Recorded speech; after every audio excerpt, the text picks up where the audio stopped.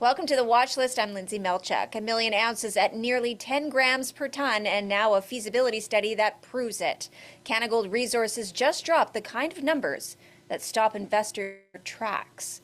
With a projected after-tax NPV of $425 million, IRR pushing 47% at spot gold, and a payback under 2.5 years, the new Polaris project isn't just high grade, it's high impact. At the helm of Canagold's push towards production is Catalin Kilofliski, CEO of the company. Now, welcome to the show. Some exciting news to talk about here. Absolutely. I mean, we are very excited about these results. Those are indeed outstanding results. We were hoping that this is the case, but now we've proven that we actually have a fantastic project, one that, like you mentioned, has outstanding economics, even at a much lower gold price, a base case scenario at 500, which is about $900 less than today's price. You have very robust numbers, but at today's prices, as you mentioned, over $1 billion in free cash flow, it's not chubby comparing the size of our company. So very exciting times for sure. Oh my goodness, I can't believe that's so much already going on. Now, Catalin, let's start here. With these feasibility numbers on the table, how close are you actually to flipping the switch from development story to shovel ready?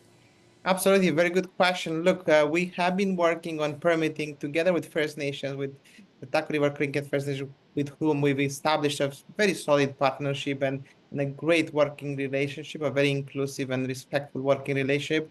And we've been doing that with TRT for at least 10 years or more. The formal permitting process started a little bit over 2.5 years ago. And, we're hoping that the completion of the environmental assessment, which is a major milestone for the project, will come at the end of the year. So we are more than halfway through the process, and this is indeed our number one priority right now, to fully de-risk the project by getting the permits in place and really make a production decision in the near future. Absolutely. And, with gold above now 3,300 Canadian, antimony quietly gaining momentum, how are you positioning Canagold to capture that value from both? Absolutely, very good question. So in today's news release, we've announced, very robust economics from the project. For readers to know, is those are 100% based on the gold revenue alone. So even though the presence of antimony sits within the feasibility study from a mining perspective, Yeah. there is zero revenue attributed currently to antimony. And the reasons for that, the company currently is in the process of completing additional technical work to be able to include the revenue potential. What it does say, it's basically any revenue we get from antimony will be on top of already excellent numbers. So very exciting news to come in the near future as we move forward to unlock the antimony potential fully by adding, hopefully, the antimony revenue within the current feasibility study. So you've got that high grade gold, you have a clean payback, and now you're exploring antimony recovery and green power. How aggressive is Canagold planning to be in turning New Polaris into not just a mine, but a modern mining model, actually?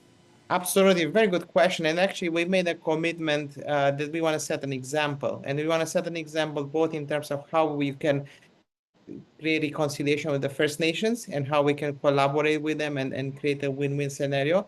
And we've been genuinely committing in that process. And we're really hoping to set up a great example in that. Furthermore, even though the project economics looks fantastic at today's prices using diesel power, we've not stopped there. We know that we have real potential to bring clean green power to the project, run of river, at least for a certain percentage of our annual use. So we're pursuing that again in partnership with the First Nation to be able to remove some of the greenhouse gas emissions and make the project even more green than it is today. And as a result of that, being also more economical, because the cost of producing green power will be a lot cheaper than the diesel that we have currently in the plant. So generally committed to it, and we are working on both of those things as we speak. Well, I mean, it's been a quick, but wow, what an insightful conversation, all packed into a punch for sure. And we will keep our eyes open for more updates to come. Thank you again for joining us. Thanks for having me. Pleasure to see you.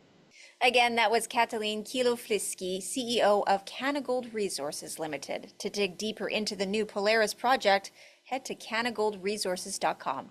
I'm Lindsay Melchek. We will see you next time.